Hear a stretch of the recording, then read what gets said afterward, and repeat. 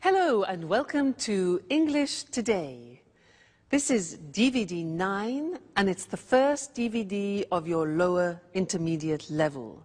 And in this DVD, we'll begin with another 3 episodes of our story, That's Life, followed by our special TV programs where there will be a debate about where to live, the city or the countryside. Then we'll learn how to make strawberry whip in the cooking section. Then in the grammar section, we will study how to use the English auxiliaries.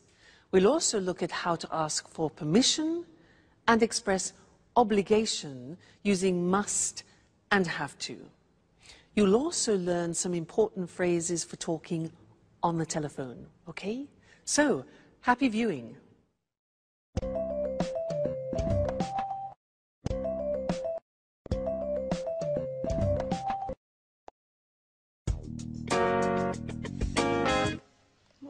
Horrible weather. I hate it when it rains. So what are we going to do today? It's a perfect day for tidying up. I enjoy putting the house in order when the weather is bad. By the way, look at the mess. We don't often get a chance to clean up together. You're joking, right? I hate cleaning the house. Don't you have any better ideas, Anne? Just a little bit of tidying up. Anyway, it was just an idea. And not a bad idea at that, in my opinion. Sorry, that idea is bad. What else do you suggest? Personally, I enjoy doing something more exciting than vacuuming and doing the dusting. Why don't we play a game? What kind of game? How about playing cards? No, I hate playing cards. It's so boring. Let's see what's on TV. Cartoons, soap operas, political talk shows. There's nothing interesting on. Shall we go for a walk? I like walking in the rain. Why don't we take a walk to the new bakery in Piccadilly? What do you say? Are you crazy? It's raining out. Well, you know what the traffic's like when it rains. I certainly don't want to get stuck in a traffic jam on a Sunday.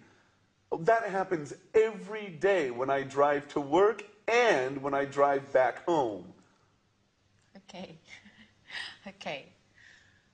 So, what shall we do? If you want, I can read your fortunes using the tarot cards. Aren't you interested in what the future holds? That's your favorite hobby. No thanks, Alice. Let's not think about the future. I prefer the future to remain a mystery. Well, I prefer to be prepared if something is going to happen. I don't like surprises. So, sit here. I'll tell you who you are and what your future holds. You know what I like to do on days like this? Nothing. Totally relaxing, doing nothing. I agree with you, Jack. Total relaxation. Now that's a great idea. And maybe eating something nice and tasty. Huh, Anne? Why don't you prepare us one of your lovely lunches? No way, guys. You don't want to go out. You hate cleaning the house. You don't like playing games. So, in other words, you want to do nothing while I have to cook. And do you know what I say? I also enjoy doing nothing. That's what I'm going to do. Watch out, couch. Here I come.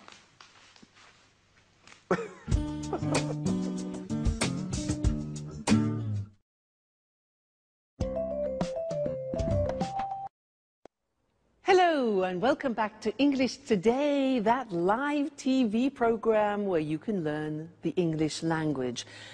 And in this lesson, I want to do some revision on the things that people don't like about the English language, the auxiliaries. Now, the exercise is simple. We're going to look at some of the auxiliaries that we've learned up to now. What are they? Well, we have learned am, is, are, do, does, and did. When do we use them? We use them in questions. Aha. This is the exercise. I have here some sentences in the positive form, and I want you to make questions using these auxiliaries. Okay? So, I'll give you an example. I say, he likes wine. You start the question with what? What? He likes wine. Now, this is the simple present tense. So, which of those auxiliaries do we need? Am, is, are, do, does, or did? Simple present tense. Exactly, we need do or does. Now, I said he likes wine, third person. So which one? Does. Exactly, good. So the question is, what does he like? Get the idea? Great, let's continue. Number 2. I play tennis. I play tennis. What sport? All right, do I play? Very good. I play, simple present tense. We need do or does, the subject I. So what sport do I play? Great. Next one. They're coming at 7 o'clock. They're coming at 7 o'clock. What time? Yeah, now they're coming, present continuous, auxiliary. That's it. Fantastic. What time are they coming? All right? Present continuous, auxiliary, to be. Next one. She went to the cinema yesterday. She went to the cinema. Where? All right. Simple past tense. What do we need? We need did. So where did she go? Excellent. Very good. You see? Getting better. Next one. We had an ice cream after dinner. We had an ice cream after dinner. What had we? Simple past. Did. That's it. What did we have? Remember, the verb have always takes an auxiliary. So what did we have? Great. Next one. She's painting the front door. She's painting the front door. Which tense? Present continuous. So what, third person, is she painting? Very good. Next one. I was at home on Saturday. This is difficult. I was at home. Remember that the verb to be is an exception. I was is the past tense of the verb to be, and it doesn't take an auxiliary. So we don't need an auxiliary. The question is, where were you? That's difficult. Where were you? The verb to be, no auxiliary. Okay? They work in Paris. What's the tense? Simple present. Good. Where do they work? Excellent. And the last one, I'm living in Florence. I'm living in Florence. Where are you living? Fantastic. You're getting better all the time. You see, it's just a question of practice. So now let's look at the screen and see those written, just to remind you once more, okay? So, He likes wine. What does he like? I play tennis. What sport do you play? They're coming at 7. What time are they coming? Present continuous. She went to the cinema yesterday. Where did she go? Simple past. We had an ice cream after dinner. What did we have? Simple past after dinner. Remember, have, you need the auxiliaries. She's painting the front door. Present continuous. What is she painting? Okay, so that's it. Keep practicing with your auxiliaries. They will be easier and easier. Now let's go back to our friends, where Alice is reading Sharon's tarot cards. Let's see what comes up. See you later. Bye.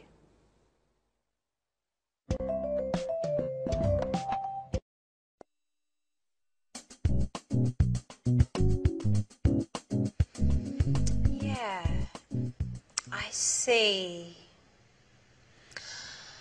You are very shy and sweet-tempered, yet you are somewhat moody, and sometimes it seems you prefer to stay by yourself. Yeah, that's right. Sometimes I enjoy solitude. Just me and my thoughts. Yes, indeed. I see that you are worried about something, but that's not clear. I think it has something to do with a boy, or maybe it has something to do with your job. Yes, maybe you are going to get a new job. Wow. Definitely I like the second option. It's much better. But I don't know. Actually, this card means that love troubles are on their way. Sorry, Peter, but I see the shadow of another boy in your Sharon's heart. Don't be silly, Alice. Tell me more about this job instead. Okay, if you like. So you are very careful in your work, even if it seems you don't like it that much. Yeah, that's right.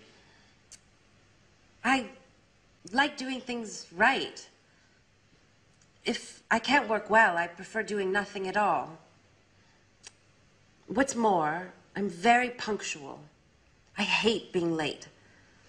Yes, and you are also very modest. Thanks, Alice. Well, actually, I can't stand people who show off.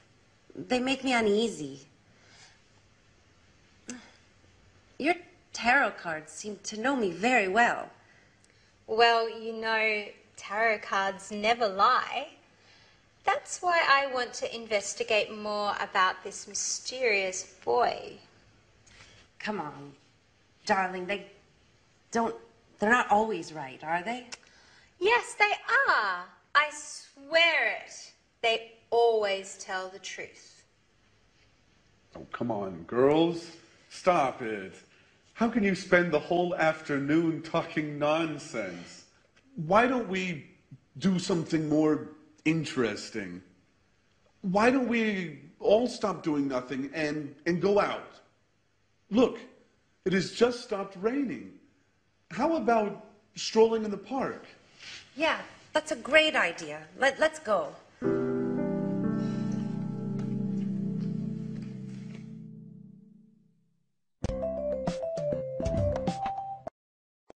Hello again and welcome back. I want to continue doing some work on auxiliaries. Do you believe in tarot cards? I don't. Now, that's sort of an example of what I'd like to teach you now. Short answers in English. Usually in other languages, when you ask a question like, do you believe in tarot cards? People say yes or no. In English, it's a little bit more complicated. I can say, for example, do you believe in tarot cards? Yes, I do. No, I don't. So we take the auxiliary and we repeat it in the positive or the negative. So that's really quite strange. Other languages don't do that. As it's complicated, I want to go to the screen now and we can look at it written. It'll be easier for you. Very common. You'll hear it all the time. So, look at the example. Does he like wine?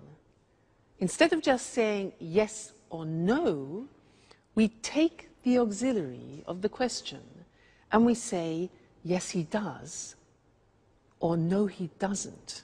You see that? We repeat the auxiliary. Very unusual. Do you play tennis? Do is the auxiliary. Yes, I do. No, I don't. The negative, all right? So we always take the auxiliary of the question. Next one. Are they coming at 7 o'clock? We've changed tense. It's the present continuous, the auxiliary to be. So yes, they are, or no, they aren't. Are they coming at 7 o'clock? Yes, they are. No, they aren't. Next. Did she go to the cinema yesterday? Did, simple past. Repeat. Yes, she did. No, she didn't. Okay? Next one. Did you have an ice cream after dinner? Yes, we did. No, we didn't. Is she painting the front door? Is. Yes, she is. No, she isn't. Were you at home on Saturday? Now listen to this. Yes, I was. You take the verb to be and you put it in the correct form. So were you? Yes, I was. No, I wasn't. Okay? Is she in the bathroom? Is. Yes, she is. No, she isn't. Do they work in Paris? Yes, they do. No, they don't. Are you living in Florence? Yes, I am. Verb to be, are you? Yes, I am. No, I'm not. So you see, it's really quite unusual, isn't it? And it's not easy. It's not a spontaneous thing. You have to practice. So, do you understand? Yes, I do. No, I don't. All right, so those are your short answers. Have some fun with them. Keep practicing them. And I'll see you in our next lesson. Okay, bye.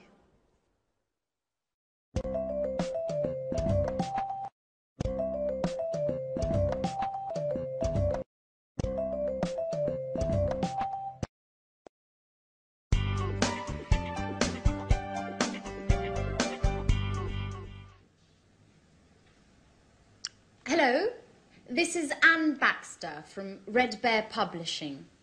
I'm looking for accommodation for an American writer and his agent. They're coming to London in 2 weeks' time. Could you tell me a little bit about your hotel, please? Our clients are used to the very best. Mm-hmm. Mm-hmm.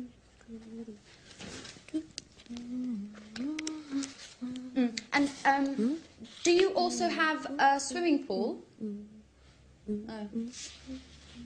A sauna? Great. And as far as entertainment is concerned, do you have a lounge with live music?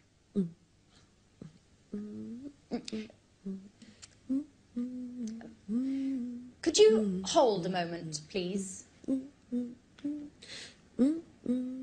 Sharon, stop humming, please.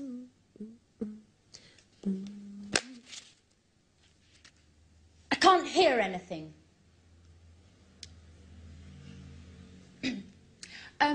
Okay, well, thank you very much for your help.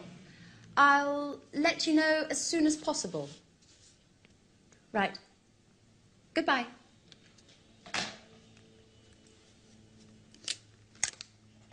What are you doing, Anne? My boss asked me to book rooms for 2 of our most demanding clients. Well, they would like a quiet hotel near our publishing house. Oh, and of course, with all the creature comforts. So I'm making a few telephone calls.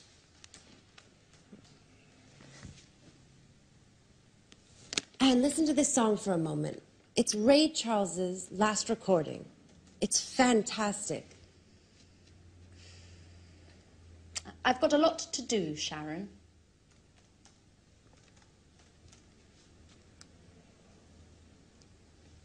Just for 1 minute, Anne. Come on. I'm afraid I can't now. But just, why don't you go over to Alice's? She's having a shower. You know, when Alice gets in the bathroom, she takes at least 2 hours. Well, do whatever you want. Just, please, get out of this room. Anne, what's the matter today? Why are you treating me so badly? That's enough, Sharon. I know everything about it. Everything about what? That you've got a lover. A lover? Are you going crazy, Anne? Oh, don't try and pretend with me, Sharon.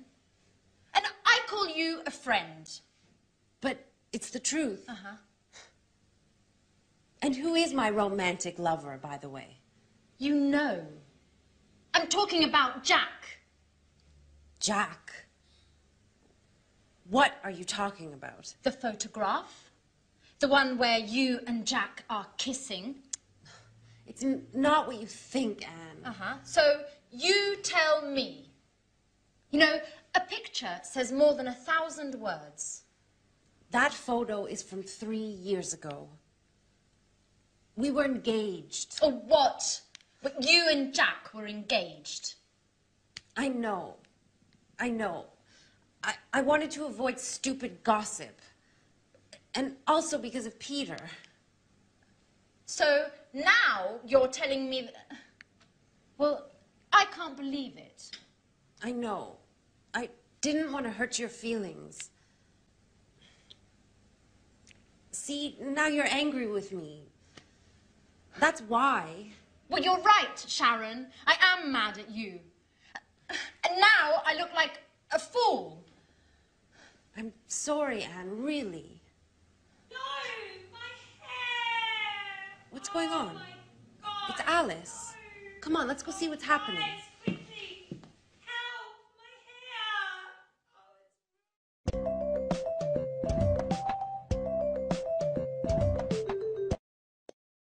Hello again and welcome back to English Today. Did you see that last episode of That's Life? Poor Anne. Well, sometimes the truth is difficult to hear, isn't it? Yeah. Oh, sorry. Sorry, I forgot to turn my phone off. This live television program. Just one moment. Hello? This is Louise speaking. Pablo, I'm afraid he's not here at the moment. Yes. Well, just one moment. I'll try and find out. Okay. Put it on hold.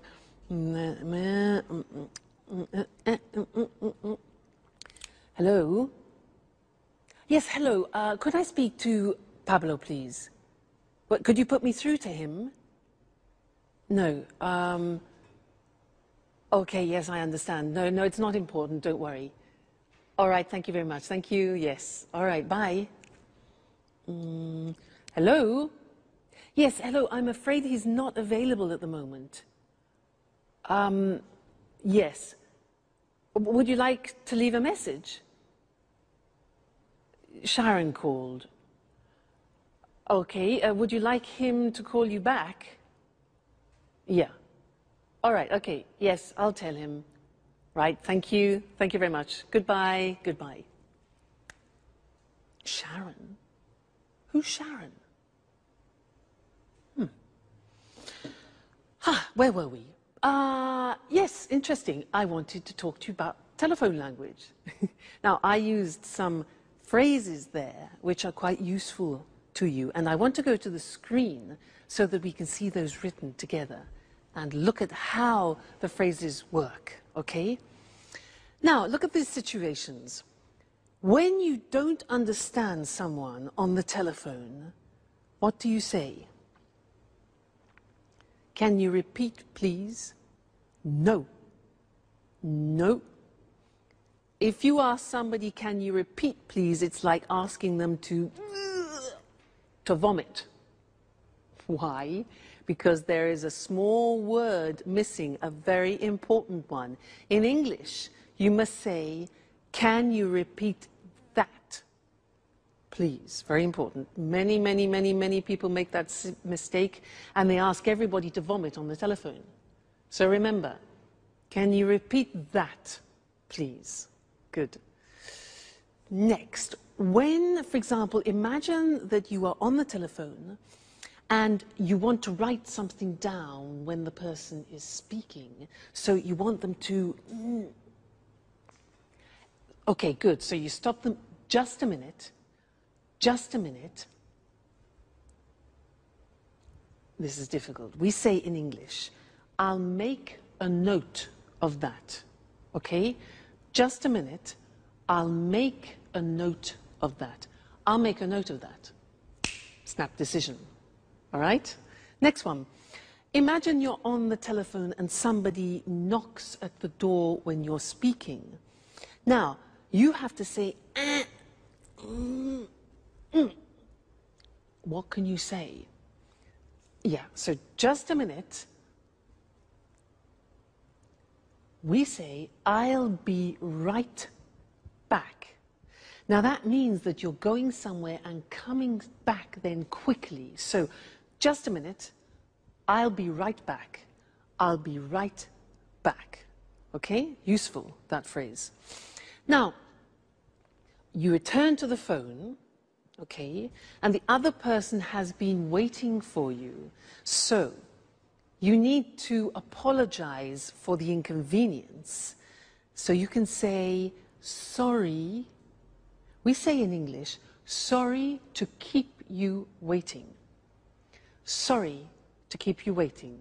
So you say, just a minute, I'll be right back. Music, and you say, sorry to keep you waiting. All right? Great. Next thing.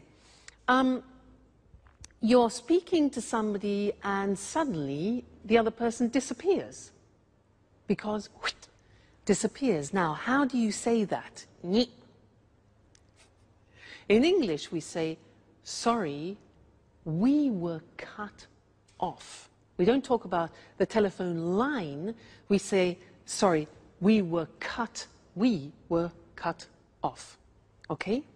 Great. Now, when the line is bad, you know, with mobile phones, often you can't hear properly, especially when you're on the train, sometimes when you're in the mountains, and you hear... Do you know what you can say? We say in English, hello, you're breaking up. You're breaking up. I'll call you back. I'll call you back. So, you're breaking up, I'll call you back, or can you call me back? All right, so those are some of the most important phrases when you're speaking on the phone, but we will be looking at more telephone language because it's very useful for you and it's a bit unusual. You need to practice it a lot. Practice in the bath, for example. I'll be right back. I'll be right back. So that way you don't panic when you answer in English. All right? Great. So I'll see you in the next lesson and we'll look at some more telephone language. Bye.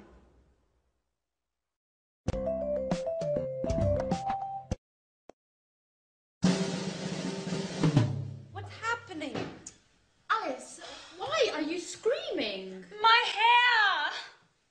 Look!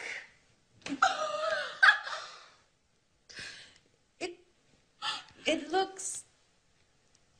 Your hair is green. I know. But how? Okay, imagine this. I'm washing my hair. Well, colouring my hair, actually. I want to change my look. My mobile rings. It's Tom. He's telling me all about this great party yesterday evening. I'm listening to his story and I don't realise the time flies. More than an hour. It's always the same old story, Alice. Anyways, green suits you. It looks very original, very unique, just like you. Well, Alice, don't be offended, but you look like a frog. Thanks, Anne. That's the nicest compliment. What shall I do? Well, why don't you call a hairdresser and make an appointment? And in future, try to avoid changing your look.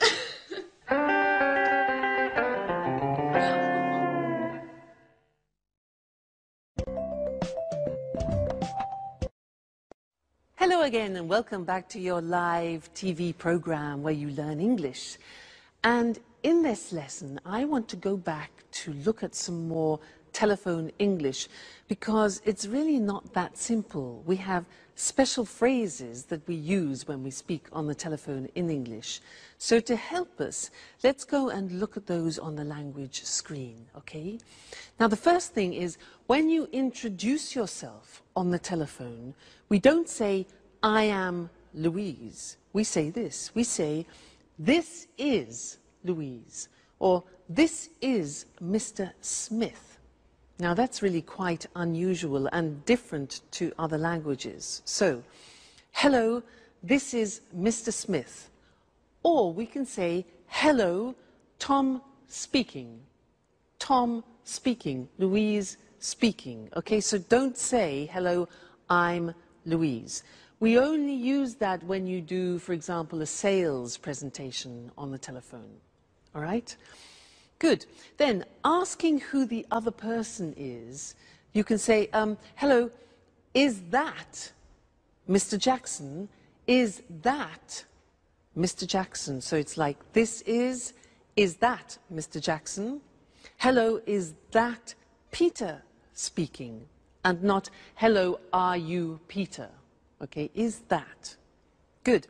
Now, you want to ask to speak to another person. So what can you say? Well, you can say, hello, I'd like to speak to John, please. I'd like to speak to John. Or you can ask the questions, can I speak? Could I speak? May I speak to the managing director? Now, remember, may is very polite, could is neutral, and can is more informal. All right? Then we could also say, good morning, could you please put me through to Mr. Smith? Now, put me through to, which is difficult to say, put me through to, is like saying in American English, could you connect me to? All right? So that's connecting people. Now, when you connect a person, you can say, just a moment, I'll put you through to him. I'll put you through to him. You need to practice that a lot. I'll put you through to him. Or, yes, Mr. Smith is in. I'm trying to connect you now. Connect is the other word. And you can say, hold on, just a moment, please. That's to ask people to wait, okay? Good. Then leaving a message, you could say, you could ask, could you take a message, please? Could you take a message? Or can I leave a message? Then you could say, could you ask him or her to call me back? could you ask him to call me back? All right? Then the last thing is taking a message. You can ask, can I take a message? Can I take a message? Or would you like to leave a message? All right, so there are some more fundamental and essential English language phrases that you use on the telephone, and I think you'll find them very useful. So experiment, and I'll see you again very soon. Bye.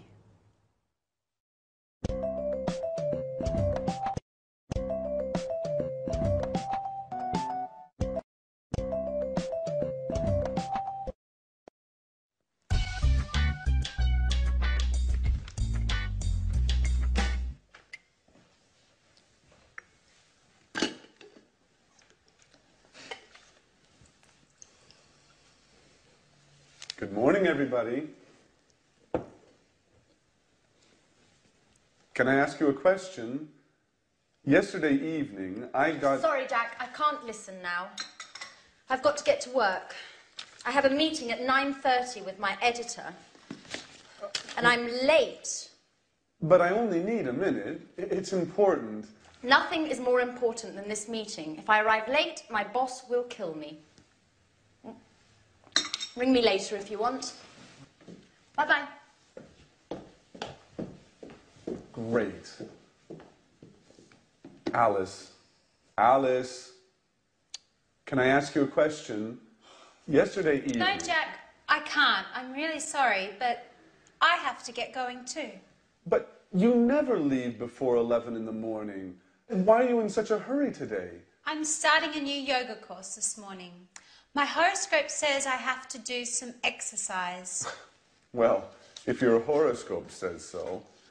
Anyway, I only need a second. No, Jack. My teacher told me not to be late. You can give me a call later. But Alice, wait! It's important. What a bunch of nuts. I wonder what my aunt will think.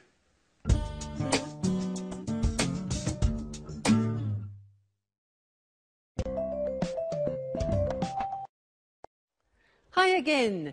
Did you hear what Jack said? He said, what a bunch of nuts. Do you know that expression in English? Because nuts has a couple of meanings. Nuts are the things that you have in the aperitif, but it's also a way of calling somebody a crazy person. You say, you're a nut, means you're crazy. Okay, I just wanted to clarify that for you. He also said, can I ask you something? May I ask you something? He wanted the girls to listen to him, and they weren't paying any attention. And I want to talk to you about these words, which are may, could, and can, because they are the three forms that we use when we ask for permission. So what's the difference between them? Now, if I say, excuse me, may I open the window because it's hot in here, may is used in more formal situations. If I use could, it can be used in any situation. It's neutral. So, for example, could you lend me your pen?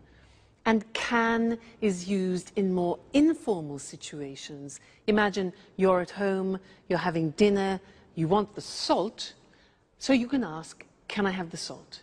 Less formal.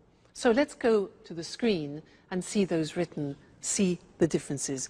We talked about it already, actually, when we looked at telephone conversations. So, formal situations, may I, and we can also say, may we. May I, may we. May I ask you a question? May I offer you something? And may I have this dance? So remember, may for formal situations, it's very polite, okay? Then could for neutral situations, which means you can use it in any situation, really. Could I use your phone, please? Could I change the appointment? And could we meet later? All right, so very useful verb. It's good in all situations. And then can you pass me the salt? Please, more informal with your friends, your family, people you know well. Can I have some wine, please? And can I borrow the car tonight? So those are the examples, all right? May, could, and can. So remember, depending on who you are talking to, make that choice. May, could, or can. Let's go back to Nat's life. The girls are exhausted and Jack has a surprise for them. Let's see what it is. Bye.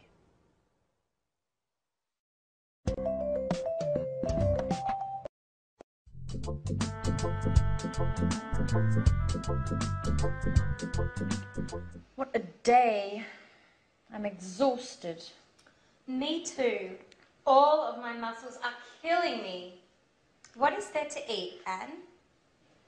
Well, we can make a sandwich. That's about it. The fridge is practically empty. Jack, is that you? Who's that with him? Hi, everybody. This is my Aunt Carolina. She came all the way from Bologna to see me. She'd like to see how I'm getting along. Well, good evening. Jack, why didn't you say anything? I should clean up. Look at the mess. Well, everybody was in such a hurry this morning. I tried to telephone you, but your mobile was off.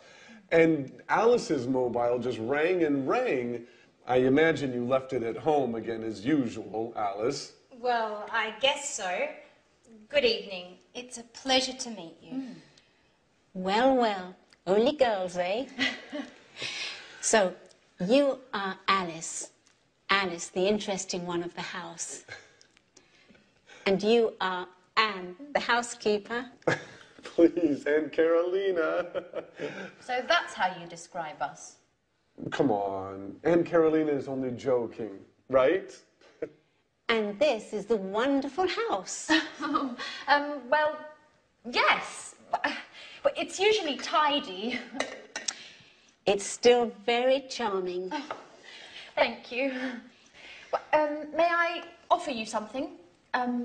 Would you like to have a glass of wine, maybe? Yes, thank you, I would. Alice, could you get a bottle of wine, please? There isn't any wine. Anne, there isn't any wine. There isn't any beer. We have to do the shopping. Oh, well, I'm terribly sorry. It's not usually like this, but today was very busy. Do you know what? Let's go out for dinner. Oh. What do you say, Aunt Carolina? That sounds good to me. Excuse me, do you go out dressed like that? Maybe you should get cleaned up a bit? Yeah, you're absolutely right. Let's get ready to go out on the town. May I ask you a question, Jack? Of course, Aunt Carolina. Shoot. Do you really think it's such a good idea to live together with all these women?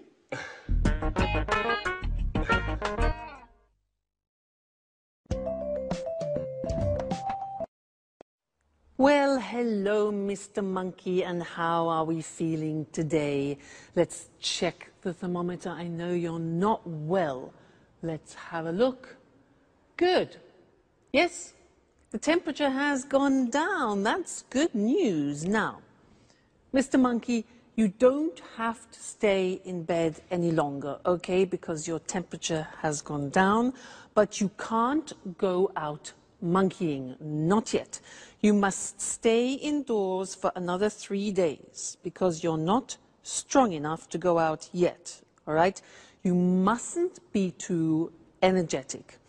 You can have relaxing baths and you can eat whatever you want, but you mustn't have any alcohol, okay, because you haven't finished your antibiotics and it could have a disastrous effect on you. All right? So you must finish your cycle of tablets. Now, let's see what else.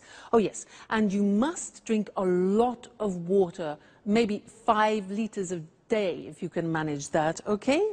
Good. So, oh, and you don't have to pay me until you're better. Okay, Mr. Monkey? So, take very good care of yourself, and I will come back tomorrow and check on your condition again, okay? So, goodbye, Mr. Monkey. See you tomorrow. I became a nurse to show you other ways of using modal verbs. Now, so far we have studied can, could, and may. And these are verbs which help to change the meaning of the verb which comes after. They're called modal verbs. And here we were using verbs of obligation. Very interesting.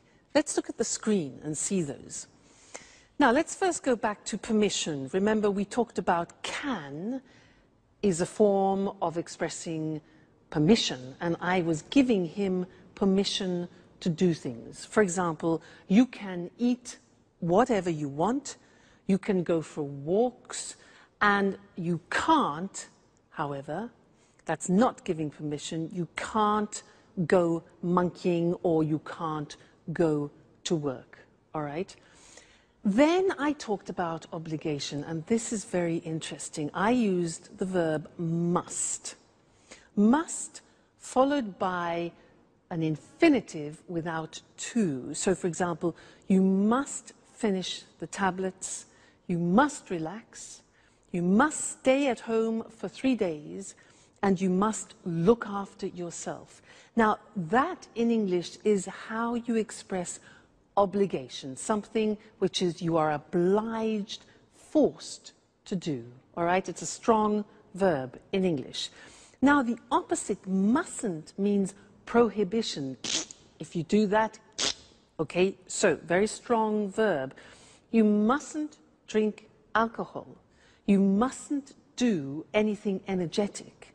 And you mustn't jump about. All right, so must and mustn't. Must, obligation, mustn't, prohibition. Then I said something else. I said, you don't have to stay in bed. Now that's very interesting because that's optional obligation. And it's the same as saying you don't need to stay in bed. You don't have to stay in bed. It's optional. Or you don't have to stay indoors. I also said you don't have to pay me. It means it's not necessary. So that's optional obligation with have to. So that's an important lesson. Must, mustn't, and have to as different ways of expressing obligation. Great. So now you have to study more English. You must read and watch your English lessons. Okay? And I must see you again next time. Okay then. Goodbye.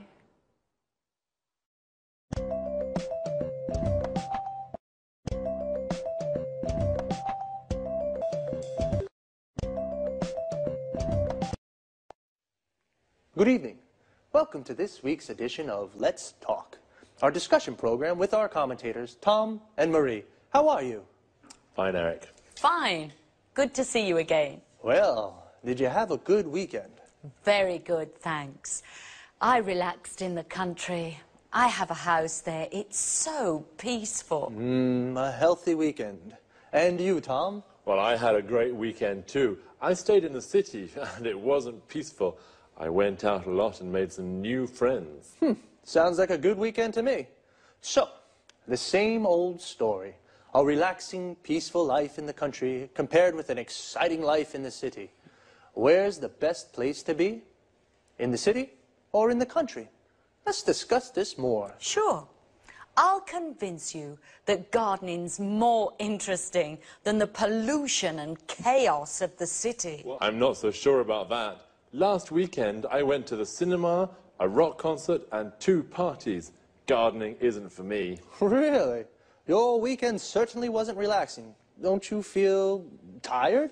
Well, maybe a little, yes, but I love city life. The city offers so many things. It's fantastic. I don't agree with you. Life in the city is too stressful. You rush around all day long. And then there's the traffic and finding a parking space. Walking in the woods is far better than being stuck in traffic jams. I'm really thinking of moving to the country. Well, I don't think I could ever live in the country. I'd die of boredom. It would be a problem for my work, too. You're wrong, Tom. You can work from home. A friend of mine does this. He works from home. He uses the internet for email and virtual meetings. He goes to the office in the city 2 or 3 times a month. He's got 3 children, and life in the country is great for the family. And he loves gardening too. And gardening is difficult in the city, isn't it? Sure, but country life is so isolating. You don't meet new people. Well, okay, the city is more polluted, more stressful, but country life is so boring. I like meeting new people, making new friends, and in the city it's easy to meet new people. I'm not so sure about that. Whenever I'm in the country, lots of my friends come to visit me. They all complain about the stress of city life, and they really enjoy the peace and quiet of the country. I'm sure that sooner or later you'll arrive too. Let's bet on it. But if I do come, I'll bring a few friends and maybe we'll have a party. Okay, I'll be waiting for you. Of course, you're invited too, Eric. Oh, thanks, Marie. Okay, this is a good compromise. A less stressful weekend for Tom and a more exciting one for Marie. Well, the city or the country? I think it's difficult to say where it's best to live. It depends upon your taste.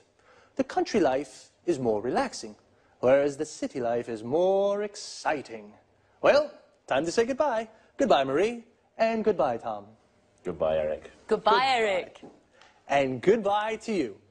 And see you again next time on Let's Talk.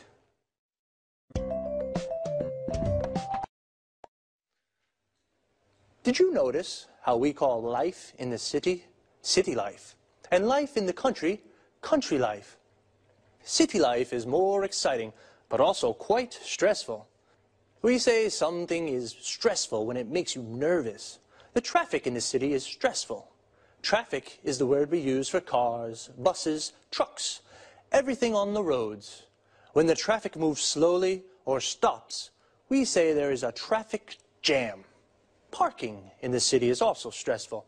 It's often difficult to find a parking space to park your car.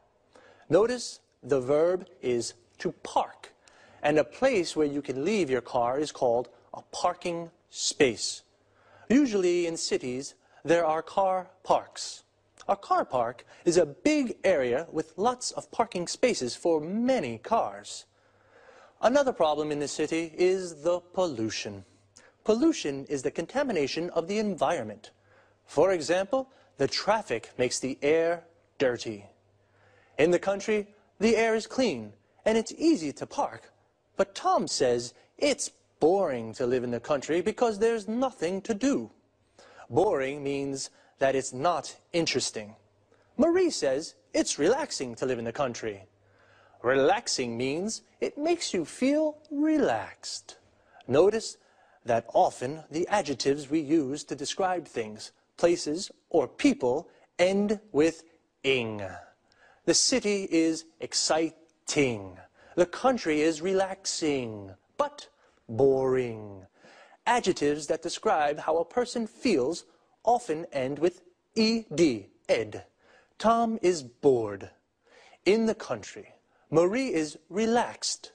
In the country, and stressed. In the city.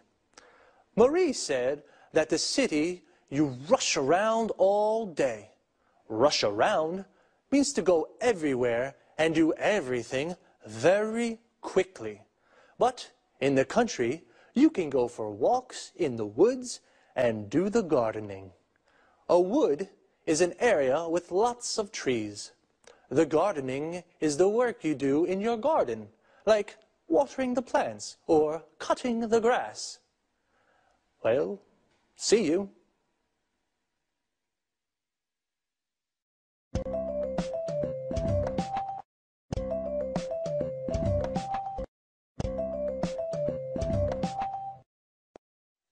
Welcome to Cooking Today.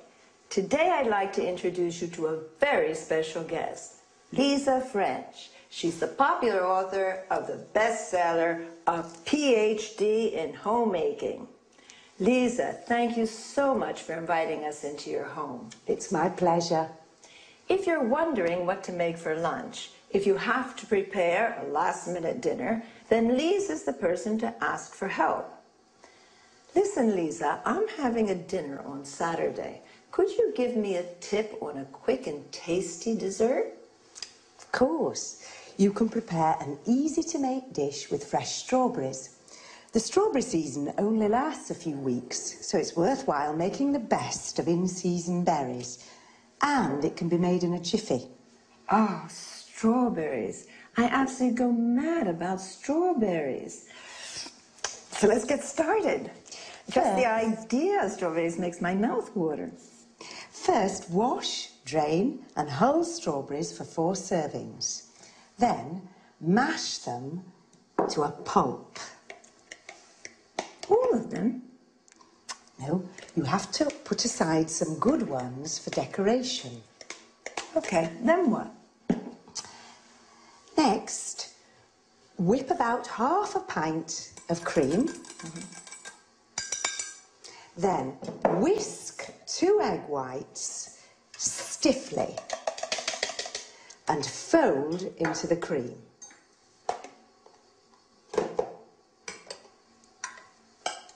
Add the strawberry pulp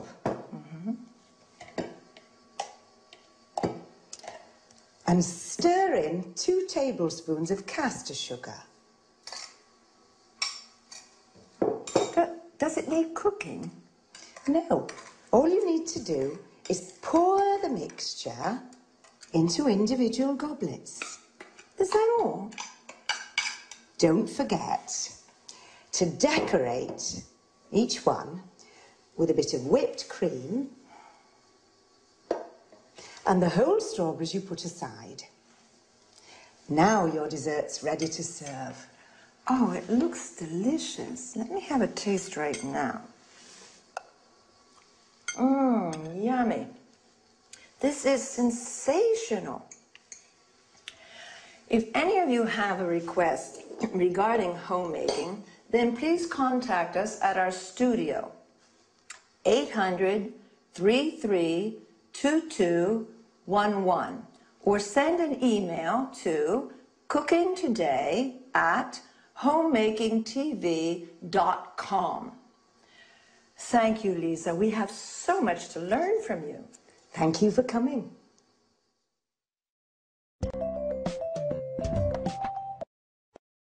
Have you enjoyed the recipe? Well, now let's go over the language used in the interview. First of all, let's explain what a homemaker is. A homemaker is an expert in all matters concerning administration and running of a household, cooking, budgeting, sewing, etc. Lisa used some typical culinary terms. Drain means eliminating excess water from food after washing or boiling. You drain pasta, vegetables, and so on. Hull means removing the inedible parts from the food, like peas, beans, or strawberries. Mash means crushing some food, such as potato or carrots, into a paste. Whip means beating to a fluffy consistency, as in whipping cream. Whisk means whipping, egg whites, for example, to a froth, incorporating air or until firm.